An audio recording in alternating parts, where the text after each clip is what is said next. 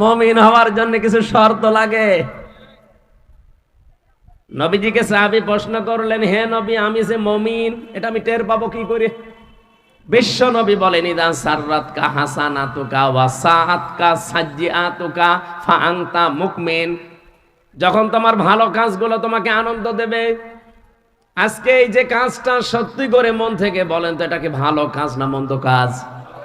এটা কাজে আনন্দ লাগবে, ভালো লাগবে, খুশি লাগবে তাদের যাদের ঈমান আছে। আর এইটাও দেখে অনেকের রাগ হচ্ছে, কি অনেকের খারাপ লাগছে, অনেকের সমস্যাও হচ্ছে। কারণ ভালো কাজ সবার কাছে ভালো। বলেন বলেন, হাদিসটা কি ছিল? যখন তোমার ভালো কাজগুলো তোমাকে আনন্দ দেবে, আর অন্যায় কাজ দেখলেই তোমার ভেতর থেকে একটা বাধা আসবে, ফাংতা মুকমিন, তখন বুঝবে যে তোমার ঈমান আছে। আপনি বলেন তো, আপনার কি এরকম মনে হয়? না। এই 15.5 বছরে আমরা অনেক ভালো কাজে বাধা দিতে দেখি নাই। আপনি কি ঘুমাচ্ছেন? কোথায় কুষ্টিয়া, কোথায় কক্সবাজারের টেকনাফ, 1000 কিলোমিটার।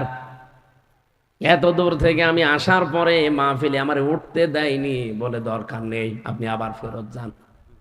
এতটুকু যদি বলতো, হুজুর ওটার দরকার নেই, বাড়ি চলে যান, তাও তো দোয়া করে চলে যেতাম। শয়তানরা আমার 1 কিলোমিটার তাড়িয়েছে। সে মাঠের ভেতর দিয়ে দৌড়াতে দৌড়াতে কোথায় উঠেছি আমি নিজেও জানি না। অবশ্যই আল্লাহু আকবার, নাউজুবিল্লাহ না বলে আল্লাহু আকবার। আমি দৌড়ানি খেয়ে মরি আর আল্লাহ। তার মানে এখানে বোঝা যাচ্ছে যে আমরা ভালো কাজে সবাই আনন্দ পাই না, এমনকি অন্যায় কাজেও সবার কষ্ট লাগে না, লাগে না। অনেকে অন্যায় কাজ করছে আনন্দ নিয়ে। কি কথা বলে না কেন? এই যে আনন্দ যদি আপনি অন্যায় কাজ করে পান, আর এই আনন্দ যদি একটা হয়, এদিকে তাকান, হয়নি, আবার তাকান। আপনি পৃথিবীতে যদি আনন্দ পান কোনো কাজে, ওই কাজটা যদি হয় কোনো অবৈধ কাজ, এ পর্যন্ত বোঝা যায়নি। না না, ভাষাটা কঠিন হয়ে যাচ্ছে, আমি সহজ করে বলছি।